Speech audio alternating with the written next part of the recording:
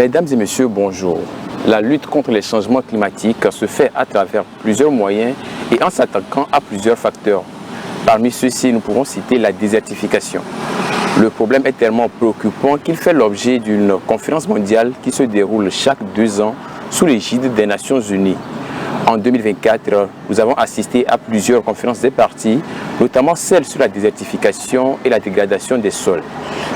La dernière s'est déroulée à Riyad, en Arabie Saoudite, du 2 au 13 décembre 2024.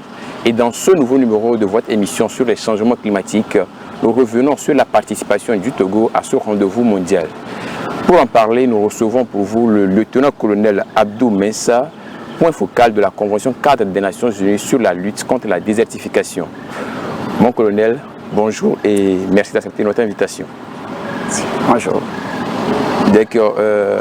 Avant de rentrer dans le vif du sujet qui est la participation du Togo à la conférence des parties sur la désertification, dites-nous c'est quoi la désertification? La désertification, en termes simples, c'est la dégradation des terres et qui a pour origine les activités anthropiques renforcées par les changements climatiques. Voilà. Donc, les origines ou bien les causes de la désertification, parmi ces causes-là, nous pouvons citer par exemple l'agriculture intensive, nous pouvons parler de l'industrialisation, c'est-à-dire les exploitations minières par exemple. Oui. Nous pouvons parler de bien d'autres choses qui concourent à la désertification, telles que la déforestation, par exemple, oui, que nous vivons au Togo, qui sont à l'origine de la dégradation des terres. Et il faut rappeler que la dégradation des terres se manifeste par l'infertilité des sols, oui, et l'érosion hydrique, et puis d'autres choses qui impactent sérieusement la biodiversité, les écosystèmes, et la vie même des populations. Si bien que, comme tu viens de le dire, le thème de la conférence des parties qui s'est déroulée en 2024 oui, est intitulée « Notre terre, notre avenir », en anglais « Our Lands, Our Future », qui appelle à préserver les terres et à les restaurer. Voilà un peu ce que je peux dire par rapport à la désertification. Alors, à entendre votre définition, ça veut dire qu'on peut parler de désertification au Togo alors? Bien sûr, on peut parler de la désertification au Togo du moment où nous assistons aujourd'hui à beaucoup de terres infertiles dans tous les endroits, que ce soit au nord ou au sud. Et surtout si nous prenons l'exemple de la préfecture de Vaud, où il y a l'exploitation minière. Et vous allez voir comment les terres sont dégradées là-bas. Et ces manifestations, en termes d'infertilité des sols, ont des répercussions sérieuses sur les récoltes aujourd'hui. Oui. Ce qui fait que on assiste à une flambée des denrées alimentaires, voilà, et à la famine et bien d'autres choses. Ouais. Donc, nous pouvons affirmer que les manifestations de la désertification se font sentir au Togo. Nous devons prendre ça au sérieux et en lutter contre. D'accord. Alors nous sommes là pour parler de la 16e conférence des parties sur la désertification qui, je le rappelle, s'est déroulée du 2 au 13 décembre à Riyad, en Arabie Saoudite. Alors dites-nous, mon lieutenant-colonel, qu'est-ce qu'on peut retenir de ce rendez-vous mondial? Par rapport à ce rendez-vous, nous pouvons retenir les clauses ou bien les conclusions, et surtout des conférences ou bien des dialogues, oui, ministériels de haut niveau. Et lors de ces dialogues, il a été reconnu la nécessité d'accroître les investissements pour la restauration des terres et pour la lutte contre les sécheresses. Nous pouvons également retenir la nécessité de créer des partenariats, puisque la lutte contre les dégradations des terres ou bien la désertification ne peut pas se faire de façon isolée. Voilà, oui. Il faut se mettre en coopération voilà, pour pouvoir lutter contre ce phénomène. Donc, il était aussi question d'améliorer la coordination entre les institutions gouvernementales et puis les secteurs économiques pour pouvoir mobiliser de financement. Assurer également les financements durables pour une gestion proactive. Avant, c'était des actions réactives, c'était des réactions, et comment dirais-je, en réponse. Mais aujourd'hui, on veut anticiper. On veut anticiper, c'est ce que je veux dire par là. Et puis, il faudrait aussi améliorer les financements pour la lutte contre la désertification, la dégradation des terres au niveau national comme au niveau international. Il s'agissait aussi de garantir la gouvernance foncière, puisque quand on parle de désertification, c'est une question aussi foncière, parce que c'est la terre qui porte la biodiversité, les écosystèmes. Il faudrait aussi engager davantage les communautés locales et puis les secteurs privés. Vous voyez que les secteurs privés vont jouer vraiment un rôle capital dans cette lutte, et surtout pour la résilience de la sécheresse. Et nous devons également canaliser des financements vers des pratiques durables, réorienter les subventions néfastes et mettre en place des mécanismes pour encourager le secteur privé. Donc, le secteur privé constitue un partenaire très important. Il faut également donner la priorité à la lutte contre la dégradation des terres dans les politiques, les plans nationaux et puis régionaux aussi. Et il faut aussi accorder la priorité à la lutte contre la désertification, à la restauration des sols dans nos budgets nationaux. Voilà. Et même dans les budgets internationaux, voilà. Il faut mettre un accent sur la restauration des terres. Donc, nous pouvons aussi parler de la mise en place de mécanismes de financement dédiés au renforcement de la résilience à la sécheresse. Donc, tout ça là, ce sont des points clés que nous pouvons retenir, voilà. Et qui viennent des dialogues ministériels de haut niveau.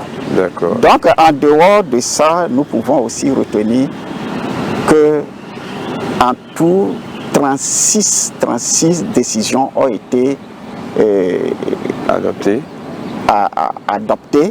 Et on peut parler de 35 parce que la 36e décision n'a pas été adoptée comme nous le pensions. Donc je vais parler notamment des décisions sur la sécheresse.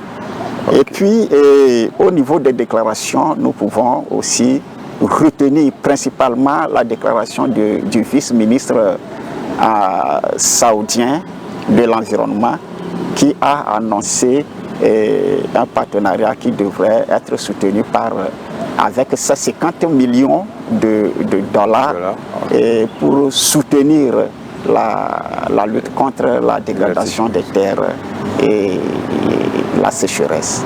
Voilà un peu ce que je peux dire de ce que nous... Alors, entendre, quel était l'objectif principal? Vous avez parlé de 36 décisions qui ont été adoptées à la fin. L'objectif principal de cette 16e conférence des partis, c'était quoi? En fait, cette conférence a 3 objectifs fondamentaux. Premièrement, il s'agit de faire une évaluation à mi-parcours de la mise en œuvre du cadre stratégique 2018-2030 de la Convention. Il faudrait adopter le budget biennal 2025-2026 pour le secrétariat. Et puis, le 3e objectif, c'est d'accroître le financement. Donc, ça a trait au financement. Et voilà un peu ce que je peux dire par rapport aux objectifs fondamentaux. Et tout ça là, c'est pour la lutte contre la dégradation des terres, la sécheresse, les tempêtes de sable et de poussière qui menacent surtout les populations des zones désertiques. Et puis les questions de régime foncier et tout ça là, donc qui constituent les thèmes principaux pour nous les Africains, le groupe africain. Il y a plusieurs thèmes thématiques qui étaient à l'ordre du jour, au nombre de 36 comme je l'avais annoncé. Voilà un peu ce que je peux dire par rapport à cette question. Alors, mon colonel, le Togo a participé bien sûr à ces discussions. Quels étaient les dossiers essentiels sur lesquels le Togo apportait en allant à Riyad? Comme dossier essentiel, vous savez que le Togo, en participant à cette convention, à cette conférence, la première des choses, c'est d'être aux côtés du groupe africain, parce que nous faisons partie du groupe africain, si bien que nous devons soutenir ce que nous avons arrêté ensemble en termes de position commune sur les décisions à adopter. Mais en dehors de cet objectif, le Togo, en allant à la COP, avait aussi d'autres objectifs secondaires.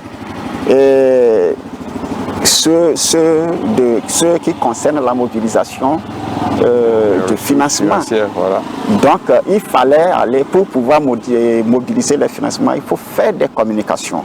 Donc, le Togo avait pour dossier aussi de communiquer, puisque ça devient comme à l'international, communiquer sur ses efforts en matière de lutte contre les dégradations des terres et la sécheresse. Donc, le Togo devrait également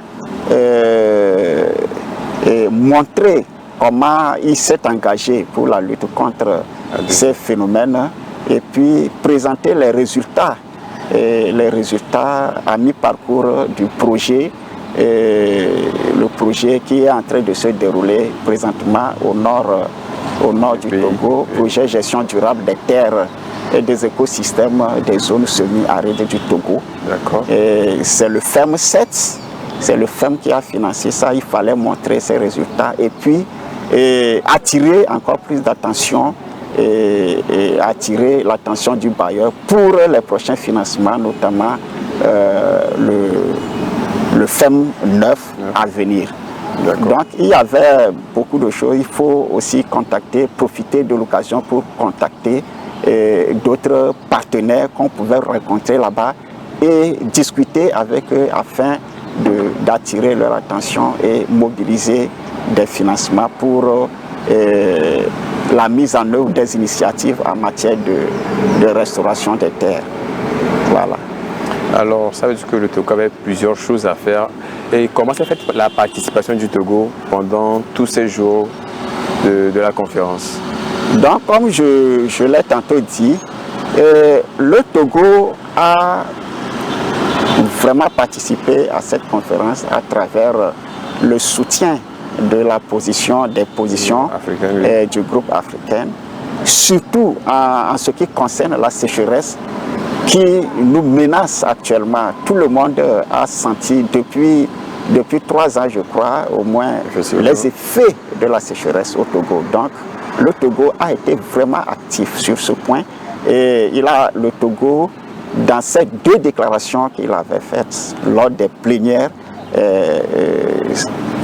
le Togo s'était vraiment appesanti sur cette question de sécheresse. Et le Togo a également participé à beaucoup d'événements parallèles où on a pu faire des communications et négocier de financement et tout ça là. Donc, le Togo, nous avons fait plein de choses. Comme je le disais, on a contacté d'autres bailleurs aussi. Des partenaires financiers. Oui, des partenaires financiers pour pouvoir faire cas des préoccupations, nos préoccupations. Et voilà un peu ce que je peux dire. Alors, vous disiez tantôt que 35 décisions sur les 36 ont été adoptées. Est-ce qu'on peut dire alors que les attentes ont été comblées?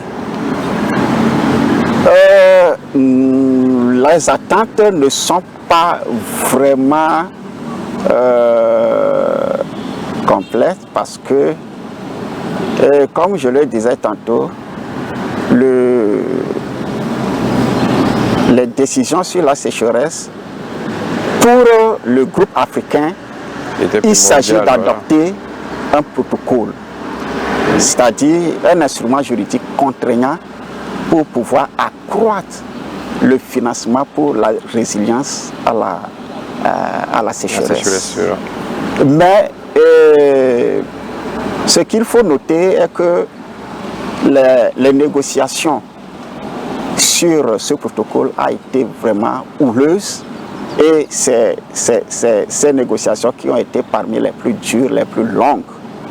Mais malheureusement, cette décision n'est pas passée parce que les grandes puissances les grandes puissances estiment que ça va alourdir leur contribution parce que ce sont elles qui contribuent plus à la mise en œuvre de la convention.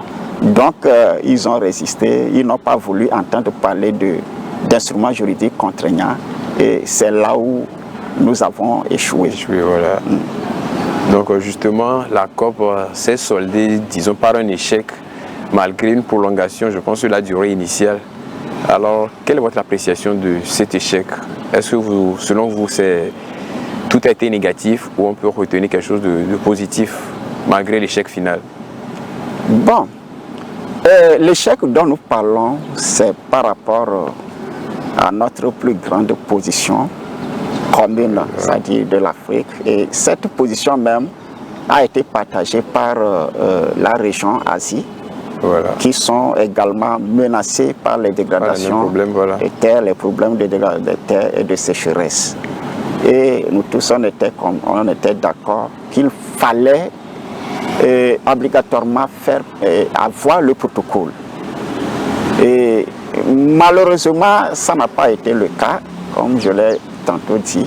Mais néanmoins, parmi les autres thématiques, au nombre de 35, il y a eu de consensus. Donc, nous pouvons dire, par exemple, je peux parler également des questions d'augmentation du budget, l'augmentation du budget de fonctionnement du secrétariat. Ça a été également des négociations houleuses parce que les bailleurs, les grandes puissances n'acceptaient pas. Mais on a réussi à avoir quelque chose là-bas. Donc, on peut dire que l'échec n'a pas été quand même total. Donc, nous avons pu avoir quelque chose. Voilà.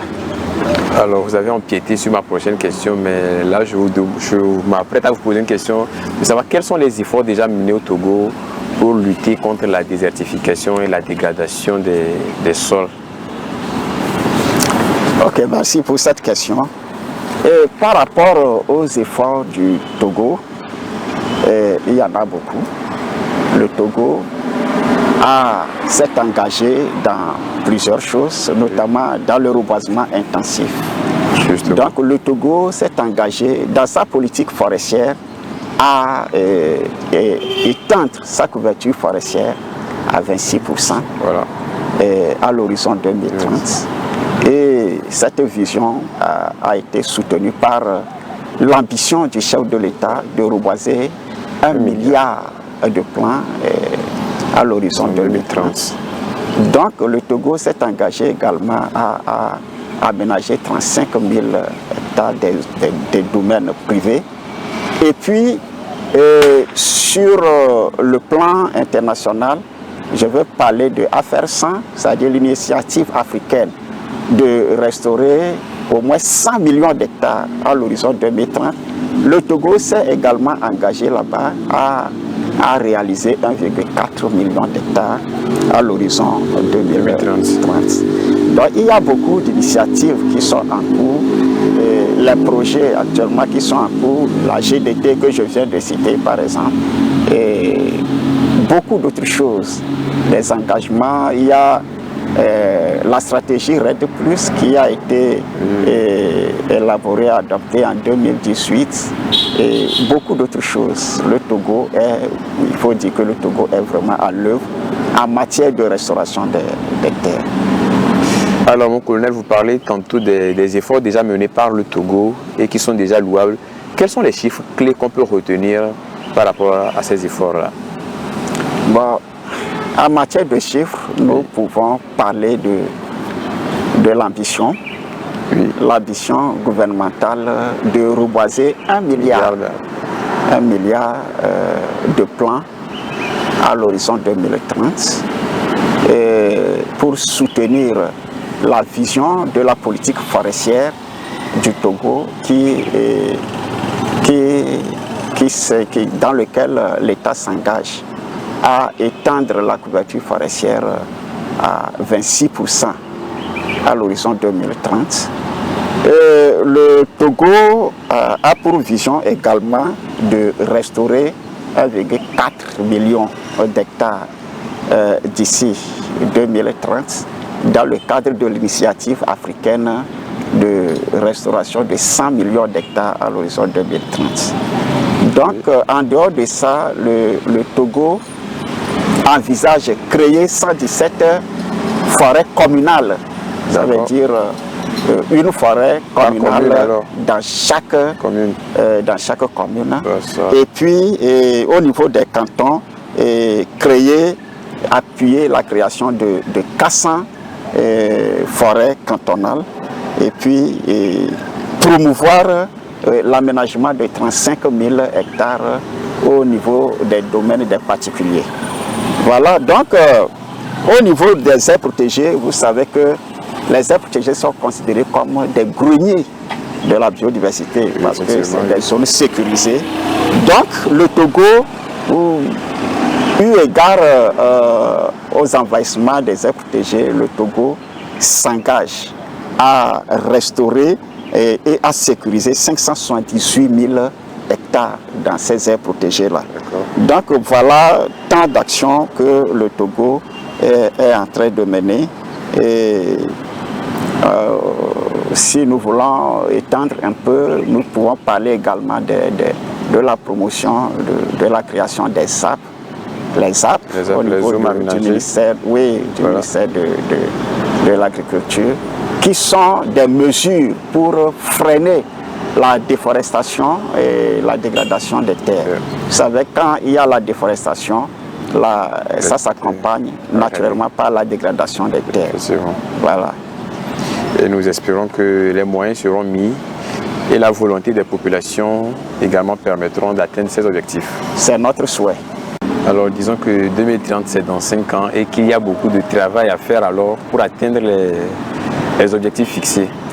Alors nous nous acheminons vers la fin de cet entretien. Alors dites-nous mon colonel, si vous avez un mot de fin, à qui serait-il adressé et quel serait ce message? Ok, merci beaucoup pour cette question.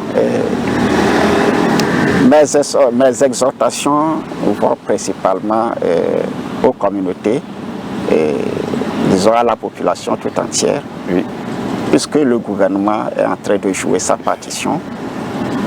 Tous les projets que le gouvernement est en train de financer pour la restauration des terres, tout ça là, il revient à nous, les populations, maintenant de faire preuve de civisme. La déforestation, nous devons arrêter la déforestation, nous devons respecter la réglementation et l'appel au reboisement intensif que le gouvernement a lancé depuis 2021. Nous devons, chacun des citoyens concernés devrait s'approprier cette ambition et se donner une ambition. Dans cette ambition, c'est-à-dire qu'est-ce que moi je peux faire dans cette ambition. Donc, si tout le monde réfléchit de cette manière, je pense que tout le monde pourra contribuer à l'atteinte de cette ambition. Donc, il est nécessaire que ceux qui, les détenteurs de terres, c'est-à-dire les propriétaires terriens, il est important qu'ils puissent donner des terres pour le reboisement. Et il est aussi nécessaire que les investisseurs, ceux qui veulent reboiser mais qui n'ont pas de terre, puissent contacter les propriétaires terriens et avoir des contrats de reboisement avec des parts gagnant-gagnant, voilà. Et que vraiment nous puissions vraiment atteindre les objectifs assignés à tous les Togolais par le chef de l'État. Alors, mon colonel, merci beaucoup pour le temps que vous nous avez accordé, et c'est sur votre message, votre exhortation que nous allons refermer cette émission. Merci infiniment et rendez-vous pour très prochainement pour d'autres émissions, pourquoi pas, afin de développer, de parler davantage d'autres thématiques avec nos populations. Merci à vous de même. Merci. Alors, chers amis téléspectateurs, c'est sur ce message du lieutenant-colonel Abdou Mensa que nous refermons cette émission. Merci de nous avoir suivis. Excellente suite de nos programmes sur Green TV International.